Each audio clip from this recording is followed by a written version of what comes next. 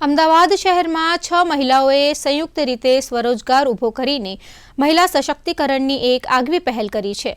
આ મહિલાઓ બાળ ઉછેરના આધુનિક ઉપકરણો અને ભારતીય પરંપરાગત રમકડાઓનું વેચાણ કરશે, જેના દ્વારા સ્થાનિક રોજગારી અને યુવા સ્ટાર્ટઅપને પણ પ્રોત્સાહન મળશે।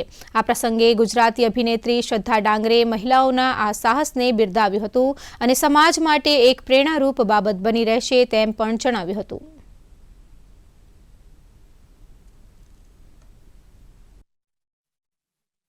એટલે આપણે જોયું હોય છે કે ઘણી બધી જગ્યા પર બહુ બધી કંપનીઝમાં કે સ્કૂલમાં ટીચર્સ હોય કે બહુ બધી મહિલાઓ હોય, પણ બિઝનેસમાં બહુ ઓછું જોવા મળે છે અને જેનો રેશિયો હવે ધીમે ધીમે વધતો જાય છે કે મહિલાઓ બિઝનેસ બી સારી રીતે કરે છે। અને એનું મોટું એક્ઝામ્પલ આજે મેં જોયું છે કે એક જોડે 6 મહિલા ઓનર્સ છે કે જે બિઝનેસ સંભાળવાની છે। તો આઈ એમ શ્યોર કે આ લોકો કરી શકે તો તમે પણ કરી જ શકો।